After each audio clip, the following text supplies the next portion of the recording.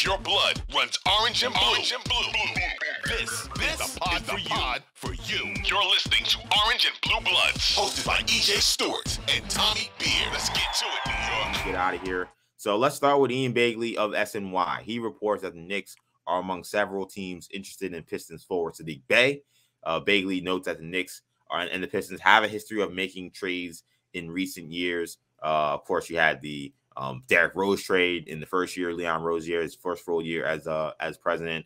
You had the Alec Burks and Nerlens Noel and Kemba Walker trades and all the stuff that happened during the draft. So this is a front office that have familiarity. Weaver has a long relationship with Scott Perry, so there could be interest there. Bey, 14 points per game, shooting 40% from the field, 34% from three this season. So that's a name that's now attached to the Knicks.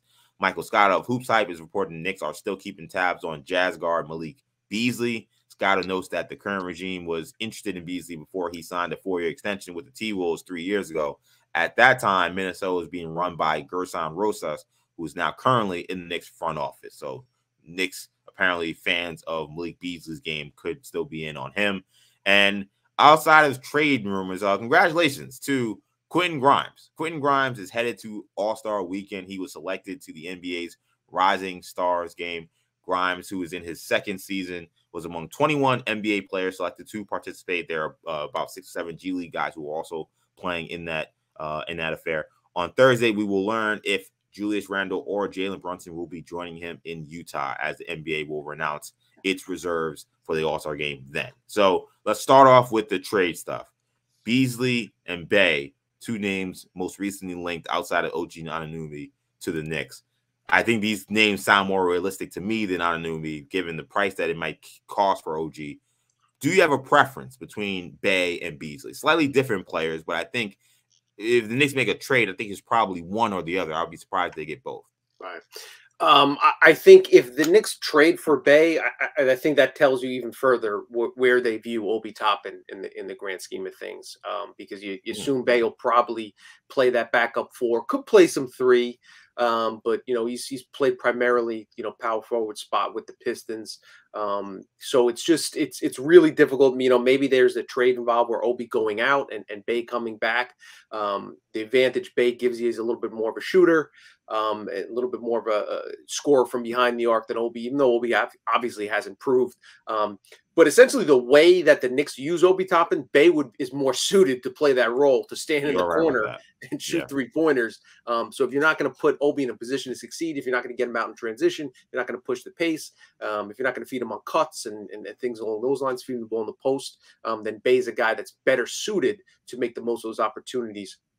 I think in terms of what the Knicks need, Beasley probably is probably a better fit. Can play some, is obviously a 2 or 3, can play some wing. Knicks have limited depth back there and also need 3-point shooting. We mentioned their 3-point struggles last night. They're down to 26th in the NBA in 3-point percentage this season.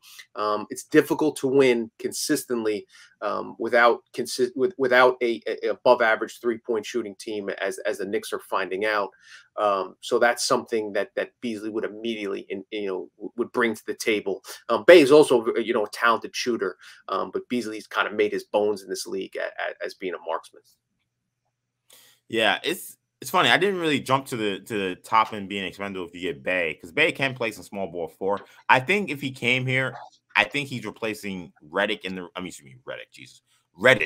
rotation. I would look at him more as a wing, because he does play a lot of 3 for the Pistons as well. He's not gonna give you any minutes at the 2, but like we've been talking about how they're kind of missing that 3-man combo forward guy who can play 3-4 in the team, and because they're not playing Cam Reddish. So getting that guy would be crucial. So I think that he would probably fit more there, where I think he's playing alongside Big Pride and IQ off the bench, as opposed to having to play RJ those minutes with those guys so often. So I think if you're talking about that, I may go with Bey, because I think Bey may have a little bit I think he has a little bit more defensive versatility. He's a little bigger. Maybe Beasley's about 6'4", 6'4.5". So you're kind of getting another guy similar size to Quentin Grimes, who really isn't equipped to really guard 3s either. So I think the Knicks, one of the problems I think they had in that game against the Lakers. Now, of course, LeBron James is a one-on-one, but like Julius Randle had to play all those minutes because the Knicks decided that they were going to put no one else on him. I mean, there was a stretch in the fourth quarter where he actually took Randle out of the game. He took Randle with RJ and talking about Tibbs out of the game just because LeBron came out, which I actually thought was smart because like, oh, actually he's getting some minutes here for Randle, which was good. And Randle picked up his fourth foul early in the fourth. Right, too. Randle picked up his fourth foul also. But then once James came back in, which maybe was like 2 minutes, like Randle came back in, and you kind of see Obi's face like, oh my God, like you can't put me in for 2 minutes. Like, you know, Randle had been struggling offensively, so I actually thought maybe he was pulling him just because he wasn't giving the Knicks anything. You would hope that with a trade like with a move like this with Bey, maybe you have a little more flexibility where you can put Bey on a guy like LeBron James, and I'm not saying he's gonna stop him, but he's a body, you know. Whereas Obi Toppin, they didn't want really LeBron having any time on Obi Toppin, at least no extended time on Obi. So I kind of see the fit there with Bey. But either guy I think will be fine. In some ways, I kind of would prefer one of these trades as opposed to giving up a lot of first-round picks for OG Anunoby, because I just think that there may be a chance to get a bigger fish, and I'd like to have as many assets as you can. So I was cool with either of these names when they came up. I do want to ask you about the thoughts on Grimes making the Rising Stars game. Yeah, I obviously I think he deserves it. When you talk about you know, just his production on both ends of the floor, especially since he entered the starting lineup, was a key factor in the Knicks kind of turning their season around. So I'm excited for him to get the opportunity. I also think it's cool that the NBA is including the G League guys in the Rising Stars game. In particular, Scoot Henderson, for fans that haven't got a chance to see him much in the G League or see him in that back-to-back set that they played against Wembanyama's France team. Henderson is the kind of universal number 2 overall pick, and would go number 1 in most years if not for the incredibly unique Wembanyama. So I'm very interested to see, you know, kind of how Scoot shows out against those guys. And it looks like they're doing a little something interesting. The 4 teams, and so they'll have play like, you know, games to 40. Essentially, it looks like kind of a Elam ending type thing. So it'll be cool to see how all that plays out. Yeah, they did this last season was the first year they did this you know, kind of mini tournament, and it was really fun. I mean, the Rising, people think the All-Star game is bad. I mean, the Rising Stars Challenge has been just dreadful recent, just absolutely no defense being played in these games. So they found a way to spice it up, and I watched, you know, again, as I said, I'm an All-Star game fundamentalist. So I watched, you know, every minute of the Rising Star Challenge last year, and I thought it was awesome. Like I was like, wow, this is way better than what I'm used to watching. So the fact that we get to see Quentin Grimes go out there and play with a lot of these other young players, it's just really nice to kind of just look at that list of players. Like there are a lot of really guys that are, you know, obviously Scoot Henderson, of course, maybe a phenom playing from the G League, but some of the other guys just that are just rookies or sophomores that are on that list, and see Quentin Grimes' name on there. It kind of lets you know that, hey, you know, Knicks that do have a guy that is a true building block and a guy who could be somebody who's here when the Knicks finally turn this thing around. So congrats to Quentin Grimes. Go ahead. Interestingly, 2 years the Knicks nailed that 25th pick in IQ and Grimes. Both those guys will be drafted in the top 10 should they do redraft. So that's a feather in the hat of the front office. Also, IQ and Grimes were on that tree of the Kristaps Porzingis trade, whose the anniversary of was yesterday.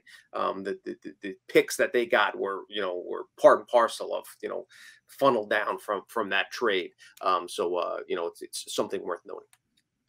Yeah, and finally, I'll give you yes or no on 2 of these. One, will the Knicks have an All-Star? Yes or no? Yes. Will they have 2? Yes or no? Not on Thursday. I think. Yeah. So no. I'll say no on as of 48 hours from now. So no, but then there will be a replacement. So I got to ask, so who do you think gets in the original way, and who do you think kind of gets put in as a commissioner's pick? Again, as somebody that you have, enlightened the people on, there is very important to note the structure in which players get selected to the All-Star. It's not the 10 best players. It's not the 8 best reserves. It's just it's by forward/center, so bigs and guards. The competition for the guards are so heavy that I think Brunson's going to get left off. I think Randall's going to make it. Even though I personally believe Brunson's more valuable to the team. And if the Knicks could only have one representative, I think it probably should be Brunson. But again, that's not the way it works. This is not like baseball where you pick one guy to represent the team, and that, it doesn't matter if he's a reliever or a second baseman. Right. It's a forward spot. The players that are choosing the reserve roles, it has to be, they have to rely, based on that format. I think Randall gets in, and I think Brunson, gets named later. But I think Randall on Thursday is when they announce the reserves, correct? I think Randall will be an All-Star Thursday, and Brunson may have to wait his turn a little bit. I'm gonna say both these guys get in. Okay. And maybe it's wishing on a wish, but I really do think that game they had last week with the Celtics, I think could have definitely swayed some people. That's a big game. Everybody's watching.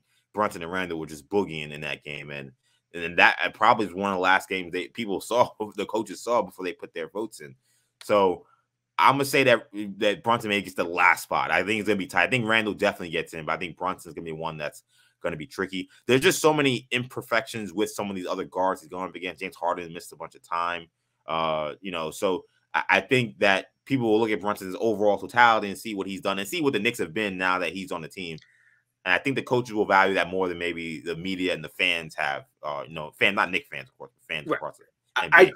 I don't disagree with you. I think he's definitely deserving. I also couldn't help but think one of the other reasons I was annoyed that Brunson didn't get an opportunity to get the ball in his hands with 4 seconds last night on Tuesday night against the Lakers was if he had hit a game winner against LeBron at the Garden, 2 days before they announced, I think that would almost have locked him in, because that's the one thing he doesn't yet have on his Knicks resume is kind of a buzzer beater game winner.